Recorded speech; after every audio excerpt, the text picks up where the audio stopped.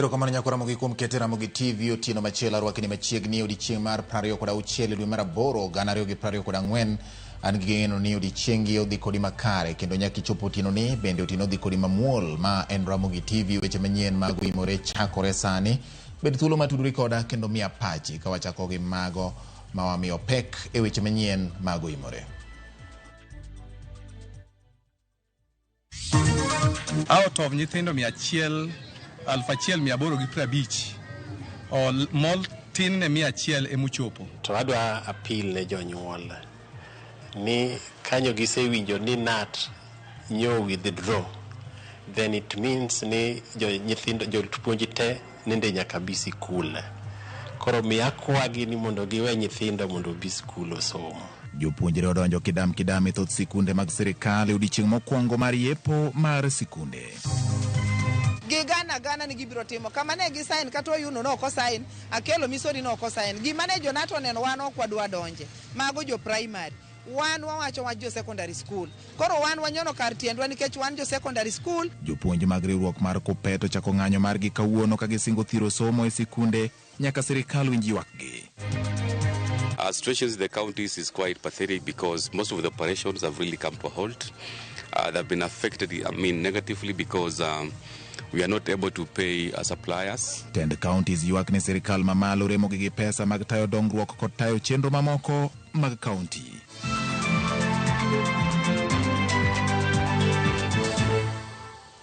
Erokamano nyakoro mogi kaka nasnyisi motelo bed thuolo mar tudori koda namba en 23600.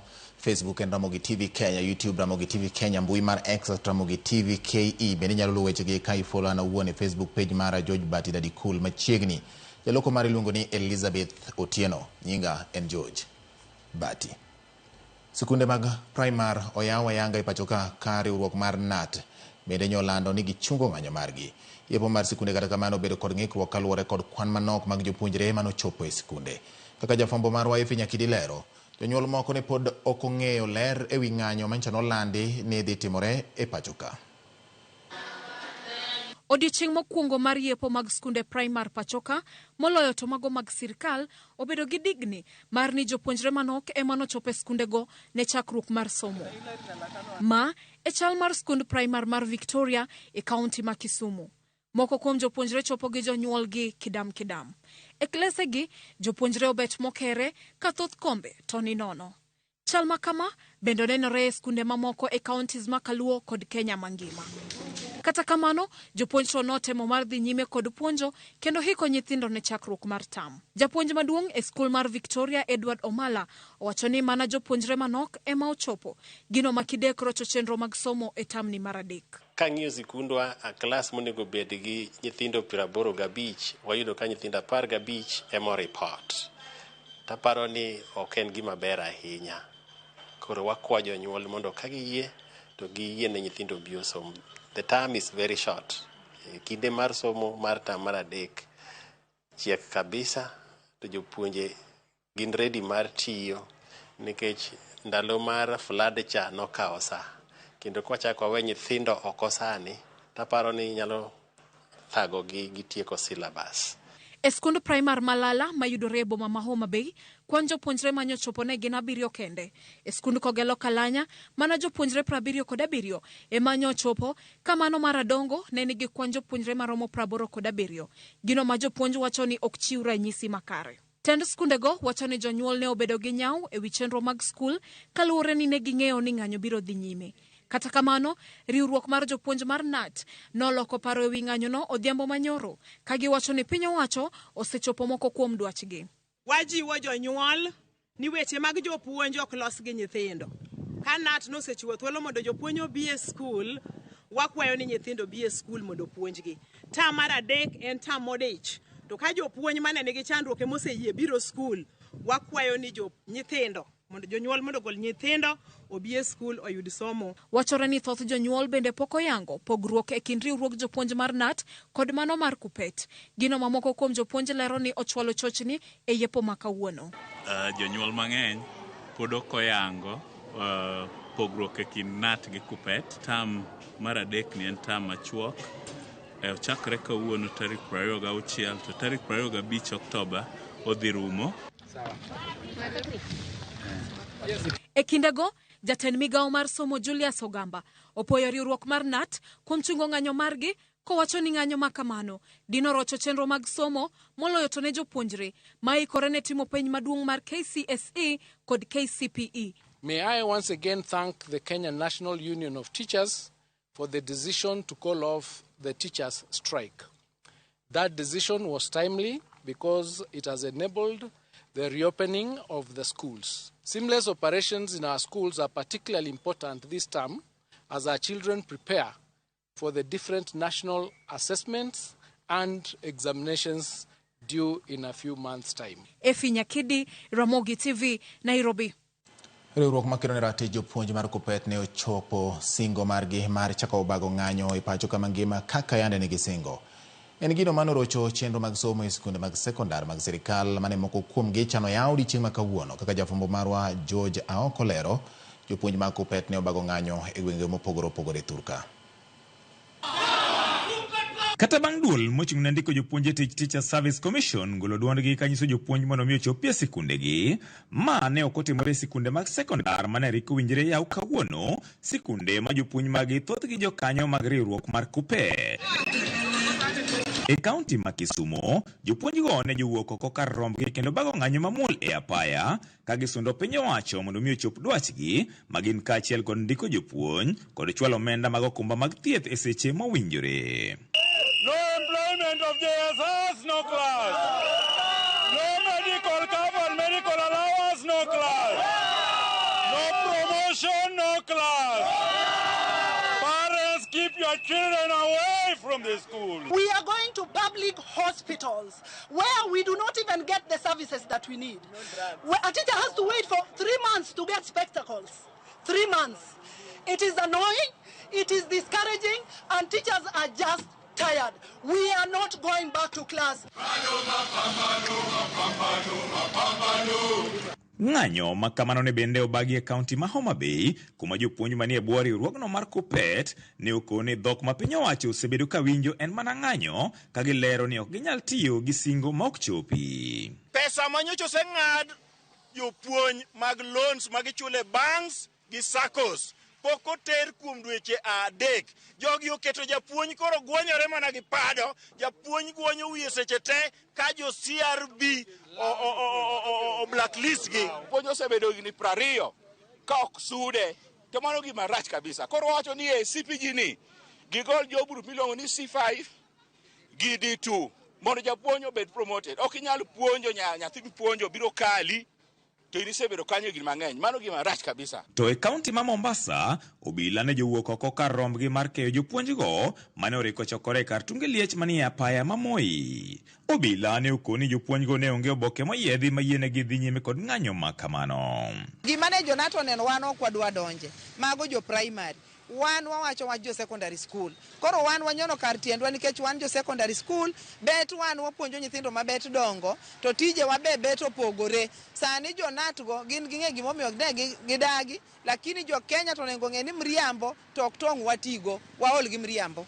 Weche ne okopogore e kind counties ma Siaya, Kisii, Nyamira, Kericho, Bungoma kod Kiambu e kind counties mamoko, kuma jopuonjgo ne onyiso luoro margi ni rang'eny mar somo e pacho ka kidek dok chien e sikunde mag piny owacho ni mar jopuonj osebedo katiyo e lwasi ma ok ni kare. Where will our brothers and sisters in JSS go?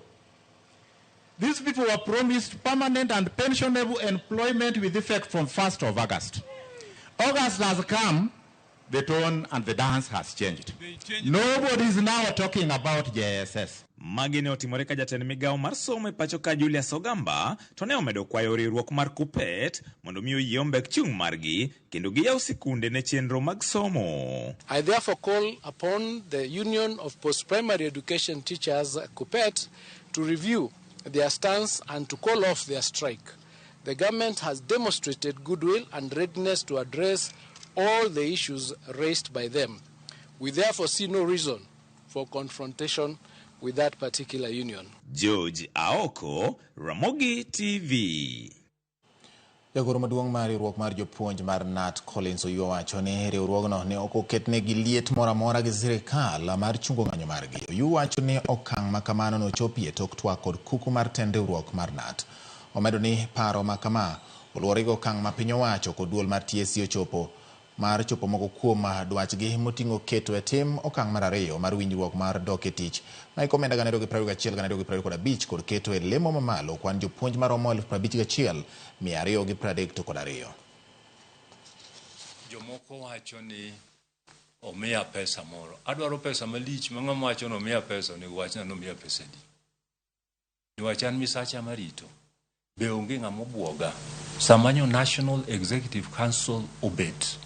Ne en ni wadhi nyime gi gomo kata wawe gomo. Kano duond dhano 48 oyango ni jopuonj mondo dog school, notice mar gomo cha wa withdraw. Ananga madawach nigi ni atamra wachu. Kanyo wadok mos ka wacheko kodgi. Nyocha gigowa obi. Kagi miyo joma kama ne wana ne poko yudo promotion mo gibiro confirmed as heads kata deputies. Ni list mane ungo ne uru jogi oseyudo. Wakonyo okay kage yudo ten process ma is ongoing. Kara gima duong' mane wadwaro mar CPG mar CBA cha kete uru. To kano osekete ang'o makendo ne waywago maduong'. Wasuri Nyakwaramogi wang'iyo mabendo tende kod mana weche mag somo nogo. Jatend migawo mar somo Julius Ogamba wacho ni gedo mar klese 3,500 mag grade mar 9 dhi nyime pacho ka kendo juma ni gibiro chiwo kwan omenda maromo bilion 7.5 ma biro konyo e gedo mag klese 7,500 mamoko. Kolose kinde manorango chenro mag gedo mag skund primar Malenana, Ogamba osingo ni gedo makama biro rumo giko higani kendo gitiyo matek mar ni kwan omenda maromo bilion 3.4 ochwalni agulu mar omenda mar dongruok kuonde chung od bura NGCDF mar gero klese mamoko 6,000. Regarding the preparation for grade 9, I can confirm that significant progress has been made in the construction of the necessary classrooms. Currently, we are constructing 3,500 classrooms countrywide, and this week, in fact this morning, we have disbursed another 7.5 billion to schools for the construction of 7,500 classrooms more. All these classrooms will be completed by December 2024. We are also working with the government to see how fast they can release the 3.4 billion that was to be in the CDF for purposes of a construction of another 3,500 classrooms. The total classrooms then under that program would be 6,000, and we anticipate that we'll have a total of 16,000 classrooms ready by January. Kowere kod weche mag somo Nyakwaramogi wang'iyo ywak ma counties ni godo. Tend counties koro golo ywak ewi onge mar omenda ne counties gino magikoni chunogi mondo gimany hola kowuok e bengi mag ohala eka gichul jotije. Magi giyango e kinde romo manonywando governors kod piny owacho mamalo e kinde mabende oyangore ni gope turo sirikand counties kod sirikal mamalo. Walter Nyambaga noluoro romoni kendo my report. Kaka yore yango chal mar midhiero mar pesa mokwako counties, governors oyango ni chunogi mondo gimany hola kowuok e bengi mondo eka gichul godo jotije kod tayo chenro mamoko. Our situations in the counties is quite pathetic because most of the operations have really come to a halt. They've been affected, negatively because we are not able to pay our suppliers. Other counties, of course, like Kakamega, we've just borrowed money from banks for 2 months to pay salaries. So that cash crunch is a reality. Magitimore kinde ma sirikal olero ni komenda mar 2023-2024 migawo mar omenda ne ochwalo ne counties maromo shillings bilion 354.5 kochopo tarik 30 dwe mar 6 mar higani, ma en atamalo 92 ma en omenda mowinjore chwal ne counties. Sirikal bende olero ni maromo shillings bilion 30.8 mane odong' kane ochopo dwe mar 6 ne ochwal ne counties e dwe mar 7 kaluwore kod rem mar choko mar osuru. Duto yangore kinde romo mane onywando governors kod sirikal mamalo, romo mane ochwe kom kod jalup jatend piny Rigathi Gachagua, kama oyango ni pek mar gope bende osaso tend counties kod sirikal mamalo. Gachagua yango ni sirikal mamalo ni kod gope mipire kod jok mane ochwalo ne mwandu. Pesa maromo shillings bilion 516.2 mano kane ochopo dwe mar auchiel tarik 30 mar igane, manyiso dok chien mar pesa maromo bilion 622. Allow me to revisit the pending bill.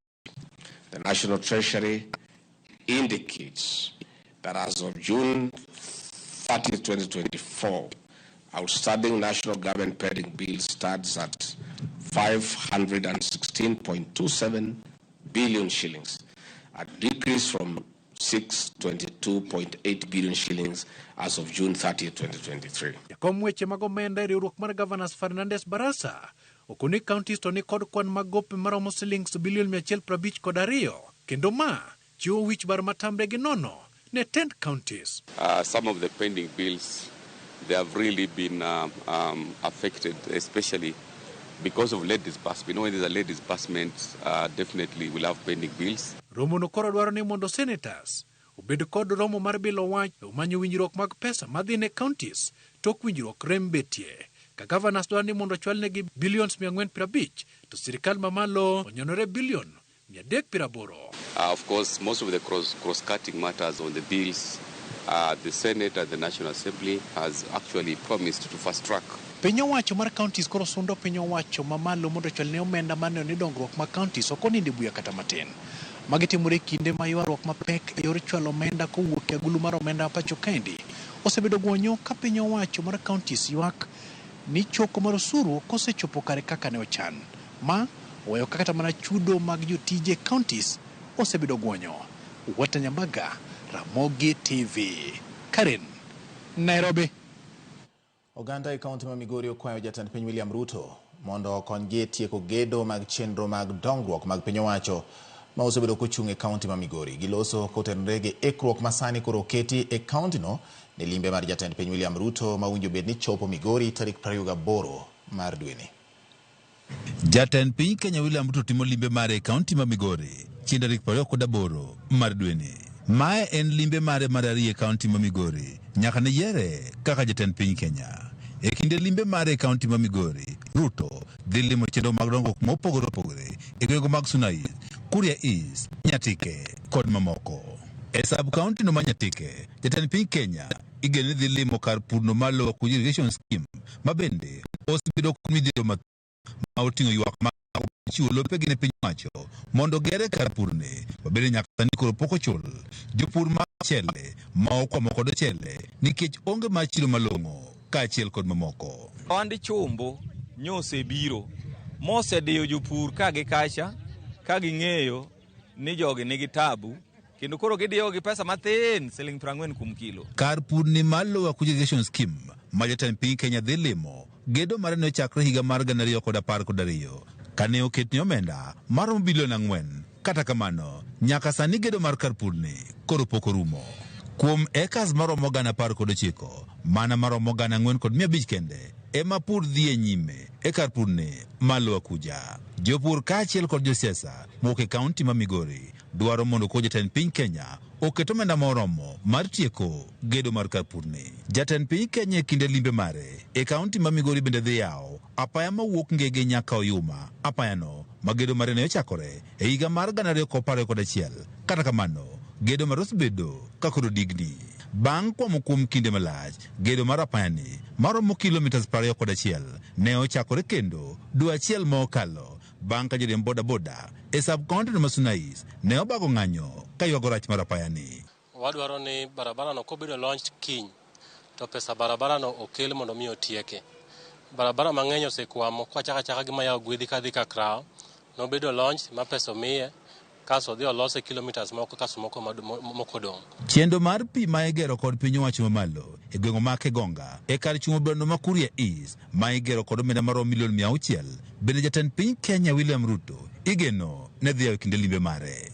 Jood brano ma Nyatike to modege e kinde twak mare kod jofwambo owane giseketo ikruok makare mar rwako jatend piny Kenya e kaunti ma Migori.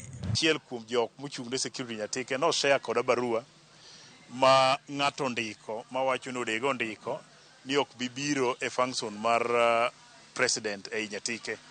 Adwa kwayo jopiny mondo kik chik itgi e barua no kech barua no kondik kod an owuon. Akaw thuolo ni makende mondo arwak president e dala mar Nyatike. E kinde lime mare no e kaunti ma Migori, oganda e kaunti ma Migori bende dwaro mondo jatend piny Kenya okonygi e tieko chenro mag dongruok mopogore opogore ma osebedo ka okwamo, kaachiel kod mago mane osingo ne odhi timo, ma oting'o gedo mar apayano ma owuok Masara nyaka Sori, ma gedo mar osebedo kokwamo kuom higni mathoth, gedo mar apayano mowuok Masara nyaka Mihuru ma bende ne osingo kod mamoko. Wan gadieri ni saka president wuok Nyatike to nyaka wewa gi wach moro motegno kaka yore wagi nyalo losi. Wakwayo President Ruto ni kobiro Migori ka be kawe National Polytechnic moro mondo chak nwa e Suna East ka mondo vijana matiko form 4 oyud kaka ginyalo tiegore e weche mag jua kali kata technical courses. George Juma, Ramogi TV, Migori. Nokwayo mag jo Migori nyako Ramogi motelo ne limbe jatend piny William Ruto. Wasudo kendo wadhi motenore kod mag neno ni rowere yudo tiegruok makare. Jatend piny William Ruto onyiso migawo mochung' ne jotich mag piny owacho mondo tim machiegni kod migawo mar arita kod mar jolweny mondo mi rowere mag NYS tiegruok mar kaka itiyo kod gige lweny. Koloso e kinde mane otelo e nyasi mar sidho gudu mar tieko tiegruok ne rowere mag NYS ka tiegruok margi mag Gilgil e kaunti ma Nakuru, Ruto koni tiegruok ma kamano biro konyo e neno ni Kenya oketo kenge makare weche mag arita. Rowere maromo 14,602 ne osidhnegi ogudu e kinde nyasino, kama romo 20,000 igeno ni biro kawo mondo yud tiegruok e kepo manyien.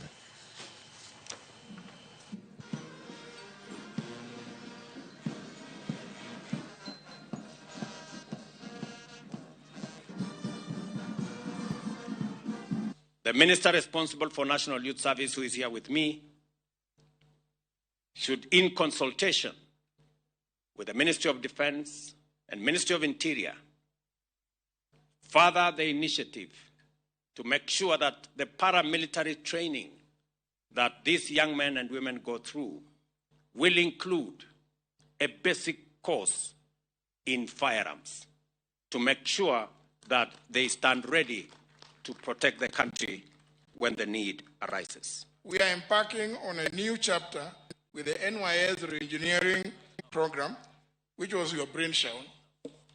Successful implementation of this initiative will ensure that the service not only sustains itself, but also thrives, generating its own revenue to support essential training and skill development programs. Dakika en 21 mosekalo bang' sa 3 mar otieno. Weche manyien mag oimore ka oyweyo mokwongo nyakwara Ramogi kamoro amora ma intie. En geno mara ni Ramogi TV medo mi ler kendo menyo ni mago matimore ibedo gi ng'eyo kod adiera kuom gik matimore Kenya mangima kod gwenge mamoko bende ma ok nyakwara Ramogi. Adwa ni mondo mi ang'lidhe moko kuom ote ma iseoro ka. Amosi Bati akwayo jonyuol mondo we nyithindgi odog e skul. Amos na mamawa Nancy mano kech kaya Rongo Kongere. Batini ni malere kawuok Kisumu to penjo ni kiny nyithind sekondar ok dhi e skul kaluwore gi ng'anyo mar Kuppet nyakwara Ramogi. Kapok gichungo ng'anyo no to samoro kiny nyalo digni. Kata kamano in janyuol igo kwandi. George Bati ma Fidel kawuok Fidel Isaya wacho ni Ramogi ler gwenge ma Kanyado to wan kod baba wa Isaya Odhuno kachel mwana wa wanango mama gi iluongo ni Jena Nyango gi nyithindgi bende gin godo kanyo. Erokamano. Wacho ni to wach mar somo to aneno ka tek. Jo klas 12 dhi winjo matek ahinya e kinde ni magiikore ne penj. Sirikal mondo chul jopuonj pesa mondo gidhi e skul. We don't want jokes. Wacho ni money should be paid because the students are really suffering. Brian kawuok Homa Bay ondiko kizungu kubwa ni jopuonjre chandore. Mary jaoche Sori wacho ni kiny jorago chope skul. Okay. Erokamano mana kaka en bende wacho kanyo. Diamo ni jok ma bende loso koda e Facebook nyakwara Ramogi kaachiel kod lai mamoko. Aneno ka Ochieng' Modalego Pap Nyadiel wacho ni Bati wach mar ng'anyo ni seche midwa yaw skul duoko nyithindo chien. Sirikal otimie gimoro. Erokamano ya. Shemotho Soja wacho ni Bati an bende antiere ka. Greetings kendo amor ahinya kaka weche medo molo. Following news kendo amor Bati. Aparo ni jatend NAT nitie gima oko wacho malong'o. Weche ochiko gi wiye mane gichwalo ne sirikal en ng'a gini manotero kopogore kodgi. En body mane manoduogo uluongo gomo kopogore kodgi. Jopuonj mag jopuonj JSS kopogore kodgi. Koro wang'iane weche gi malong'o. But then okasiro pach tiego NYS bunde. Ma dhi medo njore mathoth moloyo. Ok inyal puonjo ng'ato bunde to ok imiye bundeno mondo tigo. Ma biro nyayo weche maok ne kare. Mano kaluwore kod Shemotho Soja maloso kamano. Kasto makamu wacho ni kinde makoro kiny yao chakruok mar Raila Amolo Odinga manyo lemo madhi AUC. Amora ahinya kendo apuoyo jatend piny kuom mano. Gima duong' en ni koro owewa e lwet ng'at manyalo tayowa kaka duond bura mar ODM. Mano kaluwore gi makamu kowacho ni anagojo gi turubin to noka gavana Masia James Orengo aromo gi komno nikech osekedo ne Kenya kaka Gwambo osekedo ne Kenya. Okay. Gin mana paro nyakwara mogi mano pach makamu e kinde ni mabende wamedo dhi nyime gi weche manyien. Jana Maus Gagero kama nyaka achiel koda mabende neno Ramogi TV gi thurni. Wana mona kaw yueyo matin kaduogo pod weche manyien dhi nyime. Ma en Oimore.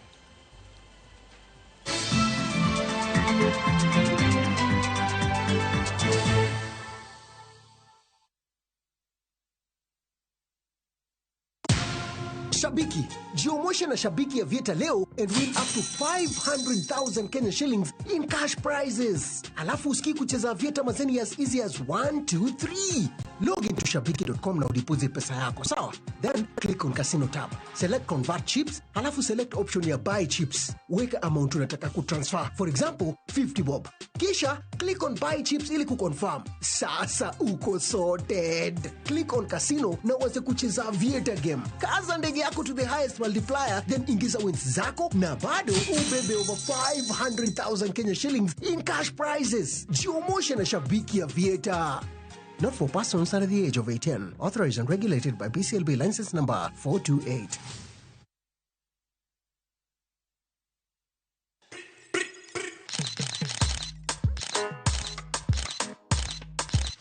Rewind and come back again, Selector. Nostalgia is the name of the game. Join me, Anita Mbuya Damiano and Terry Mikamba every afternoon from 1 to 4 p.m. on The Rewind. Hot 96. Jothurwa, be usebedo gi gombo mar ng'eyo kaka cham wuok e kodhi nyaka chop kaka chiemo e mesa? Dibed ni dwaro chako pith makelo omenda, kose dwa chako pur mana mar chiemo e dala? Wakelo ni yore mag chako magi duto e chenro mar pur gi ohala. Pur manyasani kendo manigi okang' mamalo to kelo yuto mathoth. Piny olokre dhi e technology kendo puro kenana pur kaka ne manyachon. Kuonde kwath osedok matin. Tinyalo bet gi dhiang' achiel mar grade tikete e ot tiomone chiemo to ochiemo. Pur mchele ber kendo nyalo teri mabor. Ngimani be nyalo lokore gi higa 2 kende kitiye yo morere. Pur gi ohala kelo ni jopur kendo joma olony e weche pur. Chieng' tich adek, saa 1:45 otieno, kik bai.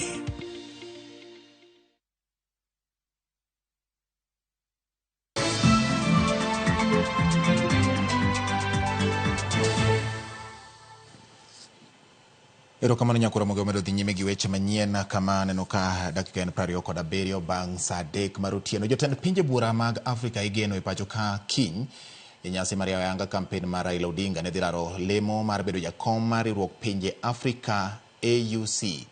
Sirikal olando ni chenro mag ikruok oseketi ne nyasi no ma jatend piny William Ruto biro tele. Jagoro mongirore migawo mar weche mag tudruok pinje maoko Korir Sing'oei oyango ni odhi bedo para manyime e jiwo ng'wech mar Raila Odinga ka omanyo komno. Jochung' mamoko wuok e pinje mag Mauritius, Djibouti to kod Madagascar.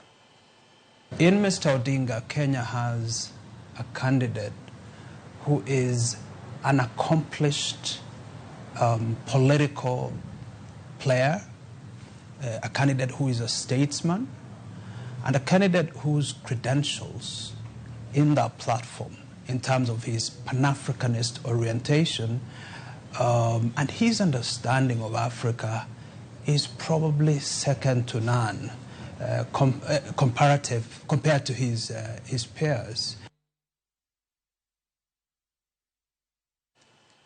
Ywaruok e kind jopiny kod obila oneno oko mar apisi mar gavana ma Meru Kawira Mwangaza bang' jopiny chopo e apisino ka gikwedo okang' mar Mwangaza medo bedo apisi kata bang' od bura mar Senate ne wite oko. Jopiny go wacho ni doho ne oko wito oko thicho mar Kawira Mwangaza kowuok e kom mar gavana nimar Nerik osego chapa e oboke mar sirikal ni othich Kawira oko. Obila notiyo kod iro malungo wang'e keyo jopiny mane orik ogoyo kambi oko mar apisi mar Kawira Mwangaza.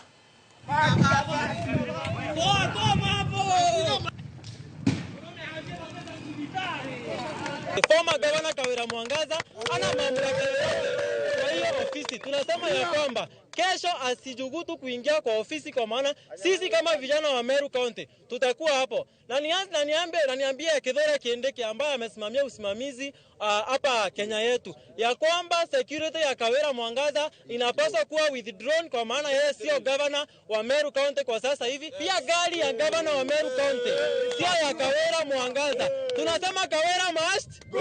Tunasema Kawira hata hiyo budget amesign ni illegal. Ni kama mtu kama huyu aende asign budget ama hata mimi ni sign governor budget, sababu Kawira is already an impeached governor. Na sisi wakaaji wa Meru tunasema Kawira tumechoka. Hivyo sisi tunajua Kenya gazeti ilisema Kawira ametangazwa kwamba amepelekwa nyumbani na Senate. Sasa sisi kama kawaida tunajua Kawira leo hii si gavana wetu. Sasa ile kitu sisi tunataka ni kutafsiriwa vizuri, kuambiwa kama Kenya gazeti niyo iko mbaya ama ni hao manjaji tena wamekuja kuzimamiza hii maneno ya Meru County. Nyakoro mogiko dhi nyime nimo kukum rowere kod jokero ne ratich oganda ne obila ondhiyo kane gilando ikruok margi ne timo rapar mar katiba mane opuodhi higni 14 mokalo. Motelo ne mano, kweth nono lando ne gichano bago ng'anyo e pacho kama ngima odiechieng' makiny mar sundo sirikal mondo tine jopiny e yo makare. Jokanyo mag riwruogego koting'o Buka Omole, Fred Ogola kod Kasmuel Makoure okoni ng'anyo margi en mar neno ni jo-Kenya manowito ngimagi kinde mag ng'anyo mag Gen Z oyudo ratiro margi. Gisemo Gen Z mondo kik yie twak moro amora gi sirikand William Ruto, ka bende giluwo ni ok gisir piny owacho manyiso jatend piny William Ruto chuogo tok ng'anyo mar Gen Z.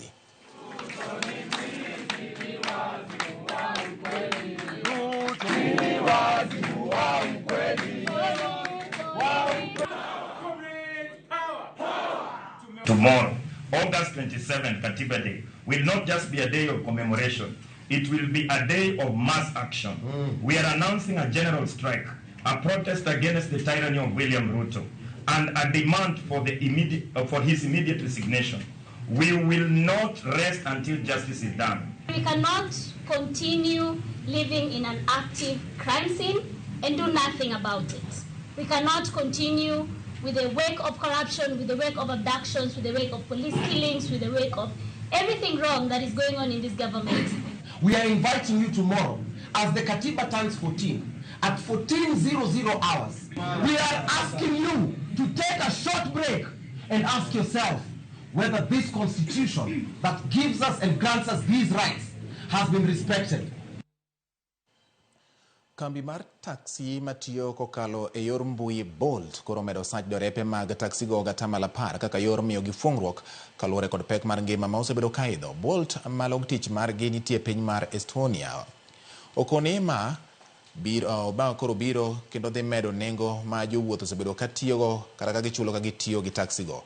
Medruok makamano biro bang' derepe mag taksi go bedo kod lalruok mar ariya kod kambi mar Bolt kaluwore kod ng'anyo mane gibago dwe mokalo.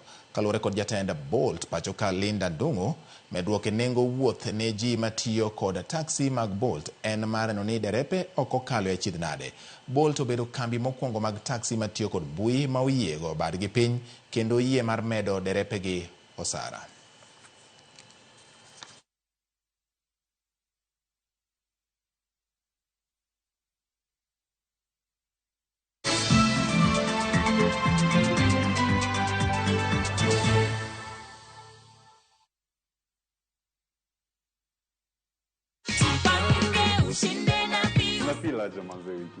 Nafeel poa.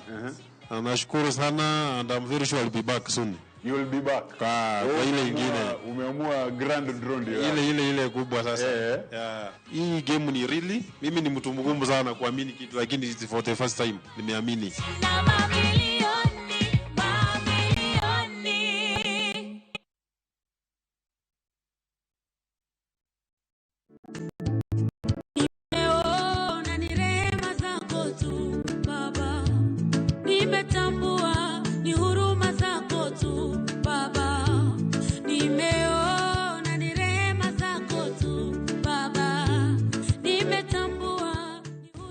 Victoria Naza. Kupata wimbo huu kama sikiza tune yako, bonyeza *811*381#.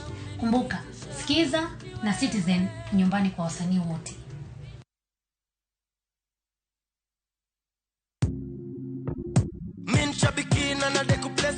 Naitwa Daniel Kimanzi, nimetoka Kitui County. Mimi kazi yangu ni an engineer by profession. Shambiki ya Fieta, nilianza kucheza na pesa kidogo, nikimprove kidogo. Nilikuwa nakula tu natoa, nafanya kazi zangu, lakini mpaka saa hii ndo nimefika pahali nikakula pesa mzuri yenye inaweza nisaidia. Saa hii nikiwa nimesimama hapa, niko na furaha sana. Nimeshinda 1.5 million kama venye mnaona kwa hii check. Hii pesa itaenda kunisaidia sana pamoja na familia yangu. Niko na watoto shule, italipia fee. Biashara yangu ya construction pia huwa inahitaji pesa mingi, itaniboost kiasi kikapital, na pia nitaendeleza mambo mengine zangu. Win big in seconds.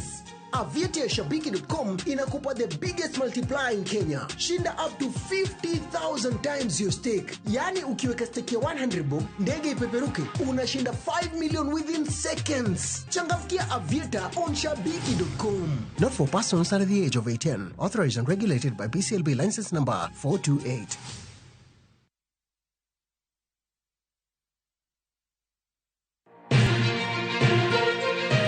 Chuny boma ma Nairobi, machiegni gi Naromoro. Kokale gode koda ore kendo mol e gwenge duto ma pachoka. Okinyi kokinyi wayango ni kaka piny oru. Ma en rupe. Kama wami nonro to kod chal mar fwambo. Wa encourage conversation. Wamenyo ni weche mamako ngimani.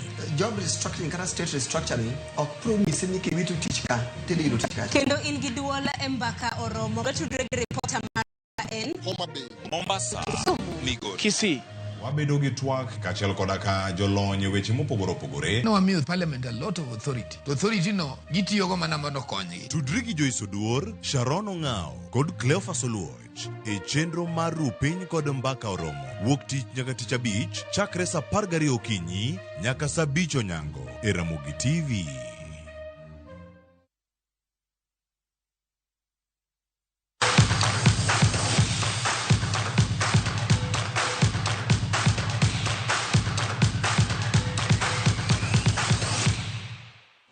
Kawasuri nyakora mogi weche mag tuke ni jatend riwruok matayo piem mag jong'wech manosedhi rutaya pinje duto. Midendo ni World Masters Athletics Margit Jangman opoyo Kenya kuom bedo gi thuolo maber kendo tugo maber e tuke go manobagi e boma ma Gothenburg mantiere piny mar Sweden. Kenya otieko thuolo mar 21 e kind piny mangima bang' yudo midila maromo 26 kama bende oketo Kenya e thuolo mar 2 tok piny mar Afrika ma milambo e chung' mar pinje Afrika. Kenya oyudo midila maromo 7 mag mula, silver, par kaachiel kod midila mag bronze maromo 6. Jagoro maduong' ma ochung'ne riwruogno pacho ka Rose Tata Muya bende opoyo jotugo mag Kenya kuom keto Kenya rang'iny mamalo kata doko ni midhiero ma ka kod kacha osebedo kokwakogi. Jotugo maromo 26 ga pisas maromo 8 ne oyuore tukego kendo igeno ni gibiro molo e pacho ka odiechieng' makiny.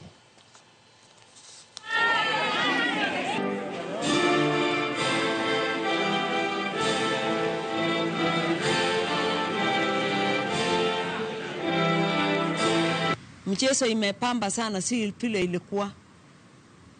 ilikuwa hali ya juu, lakini wachezaji wetu tunashukuru Mungu. Hakuna mwenye alikonjeka, lakini wote walijaribu, tukapata medali 26. Kwa hivyo tunasema ya kwamba wachezaji wetu wamejaribu, na tulikuwa na competition ilikuwa hali ya juu sana, sijawahi kuona. Kwa hivyo nahimiza wachezaji wetu tukimaliza hapa waendelee na mazoezi. Wonderful championship, and we had a wonderful Kenya team with us who made big competitions, great success. We are looking forward now to the next championship in Gainesville, in Florida, indoors, and we hope that the team will be present there as well. Kodhi nyimeni Edward Mwangi gi Mary Karano obedo joloch mag tuke golf moser gi bengi mar NCBA ma bagi alap ma Vetlab Sports Club. Mwangi otieko thuolo mokwongo bang' yudo points 46 kendo yombo jatugo Sunir Parmar mane otieko thuolo mar 2 gi points 30 kod aboro. Karono noyombo kidieny mar Wakeni kendo tieke thuolo mokwongo gi points 36. Tielo mar Vetlab noywayo jotugo mar 224 ka tielo mabiro chieng' Ngeso ibiro bagi Nanyuki. Jaloch nong'ado tiko mar yuoro e finals mibiro bagi giko higani e alap ma Muthaiga Golf Club.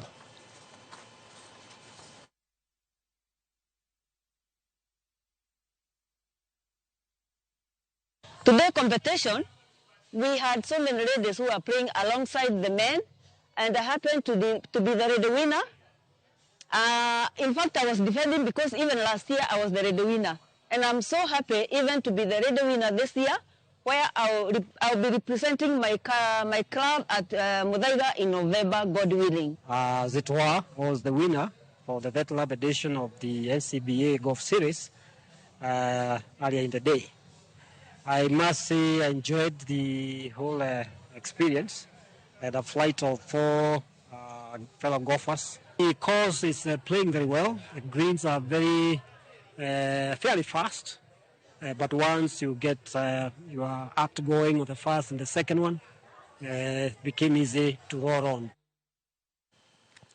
Riwruok mar Rocky Africa Foundation komakore gi Crossover Basketball Ambassadors ma en riwruok mar kanise nobago tuke mag okapu e kar dak ma Kawangware mar kedo gi weche mag njore e kind oganda. Tukego mane obagi odiechieng' manyoro e alap skul primar ma Gatina e kar dak ma Kawangware noyo jotugo matindo maromo 120. Tukego ne ok obagi mana ne siro tuke kende ka bende ne oti kodgi mar golo rawere timbe mag maundu. Nyaka ne riwruok mar Crossover Basketball Ambassadors chakre e higa mar 2023, rawere maromo kata mohewo 185 osendikore mar yudo tiegruok e tuke mag okapu ka ageta margi en neno ni tukego dhi nyime kendo gipuonjo nyithindo matindo.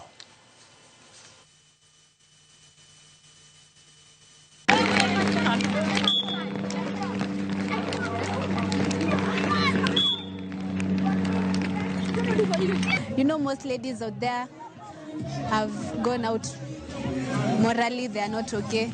Yeah, but here we're being taught how to be polite, to be kind, to be great, to do good things, to go the right way. Yeah, we're being taught every day and being reminded. The major thing that I would say that we are targeting is behavior change. Behavior change in terms of good behavior change, for that matter. Because the neighborhood is so full of vices. Even if you walk around, you see a lot of people, adults, drunkards, people just abusing drugs in the open. Jordan Schlech kachiel kod Alepa Mary joloch piem mag digni mar Loop Safari Gravel kidieny mar yawuoyi gi Wakeni kaluwore mane obagi Vipingori je kaunti ma Kilifi. Schlech notieko e thuolo mokwongo e piem mar kilomita 120 bang' riembo ndike kuom seche 4 dakika 40 gi nyiri 50. Joel Chaviro gi Stanley Ngugi notieko e thuolo mar 2 kod 3 geluore. E kidieny mar Wakeni, Alepa Mary notieko e thuolo mar 3 e tielo mane obagi Hillgate. Notieko e thuolo mar 3 e tielo mane obagi Hillgate e thuolo mokwongo bang' riembo ndike kuom seche 6 dakika 26 gi nyiri 16. Kendra Masige notieko e thuolo mar 2 ka thuolo mar 3 nokaw gi Monica Jelimo.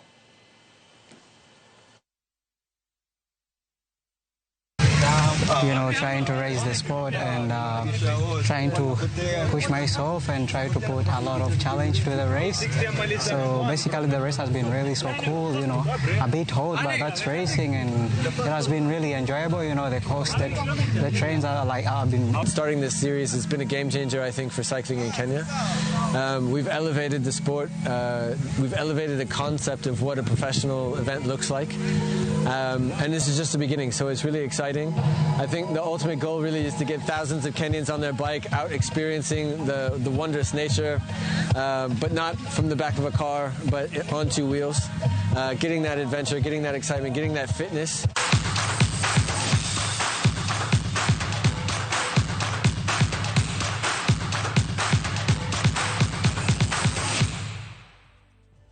Erokamano nyakora mogi kuom keto Ramogi TV mane makelo e giko mar weche manyien mago imore tinende ni poch gi pak ni in mikao thuolo mari kendo bedo koda chakruok nyaka giko mar weche manyien nikech nasingo mar neno ni alombo moko kuom ote ma umedoro awang'ege mapiyo piyo. Ramogi TV ler kendo ber jotendwa oyawo mana chunygi mondo somo dhi nyime. Nyisa uru ni kambi mar kang'eyo kambi mipenjo no oro nyaka watimne nonro malong'o gimomiyo idwani wapenje ni nodhi kanye. Ramogi TV ler gwenge mago kana mano Harrison Oswe erokamano nya Harrison. Ramogi ler kantiere Mombasa na Mchumbi mosne min gi Mary Nyogana kod baba gi James Ogega ka gintiere Kindu Bay Otieno Gumba manyakwar dala kantiere kod Wood Nyogana kantiere Mombasa erokamano ahinya. Gerald Madweke mawuok Kobila wachoni requesting you to tell the next game for Chelsea. Adwani Ramogi TV mondo tell wanyis game machielo mar Chelsea. Waibro tange ka wayudo rights sani to pod wange gi rights. Ariyo makare an Siaya mano Rafael mawacho kamano. Erokamano Rafael anyagira Alfred Oluoch winja Ramogi malera ahinya ka intiere ungo e Karungu. Erokamano kuom kete. Ramogi ler nitiere Mombasa na Mchumbi aparo ni otena se lidho kanyo kendo amora ahinya ka umedo kete Ramogi TV. Adang'io lai makoni ni bende ne ni to yamandiko wachang'o. Director Ching'omwa wacho ni be jopuonj secondary biro duokonwa dir fees ma wasechulo ndalo mag ng'anyo. Mano okanyal yudo duoko ne gesane. Peter Jwang'orono wacho ni an gomo joga ma ok daer ni mondo gomo dhi nyime kata ng'anyo dhi nyime e pacho ka. Pastor Komborwa wacho ni aneni makare antiere kade mong'er ka ng'anyo ni e yath awuoro aneni gi nyithinda Okombo Junior gini wan godo kaendi kendo Agnes Austin gi Oginga wan kodgi ka. Mwalimu Astari Kongalo mar Masara Golden City wacho ni bati osekete chenro kendo neni makare Masara katober. Erokamano kuom kete Ramogi TV. Jakosege wacho ni penjona en ni jokopetgi be gin gadiere ni ng'anyo gi no dhi nyago lemo koso gidwa mana ng'anyo kasto bang'e gibro dok e tich. Bati dhok ma Kenya ka winjo en ng'anyo. Opiyo Ndwari wacho kamano. Injinia Obura Woodrongo entiere Mikindani wacho ni wajopuonj no nyaka rang makare nikech nyithindo pod nigi buok kalure kod gik ma gikaloe. Erokamano ahinya kuom kete Ramogi TV. Ka wadhi nyime nyakwa Ramogi Barak aneno Ramogi ka ntiere Ratanga. Erokamano ahinya wacho ni volume iko chini wamed volume kani volume mar wacho wach mane kata sigana mane. Erokamano ahinya. Harrison Oswe bende wacho ni entiere Ramogi TV nyakwa Ramogi.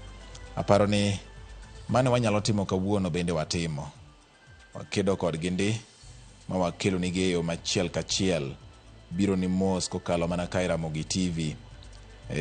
Noka Cypriano Riwo bende wacho ni aneni makare Junior Adinda erokamano ahinya kuom kete Ramogi TV. Nyakware Nyaliech Jagingo bende wacho ni imora ka kilendo an bende amor kodi Nyakware Nyaliech Jagingo ka ikete Ramogi TV kende yiero wami weche manyien kaka saa medo sudo. Kao kamano kaka naseng'isi ni mane wanyalo timo kawuono koro watimo. Modong' en odiochieng' makiny. Erokamano kuom sekete Ramogi TV, erokamano kuom miyowa dhial, erokamano kuom miyowa bedo gi nyadhi. Kendo pod wamedo singo mar timo ni kaka ne wasingo mokwongo. Bedo wang'i iti kendo chwalo ni mago matimore.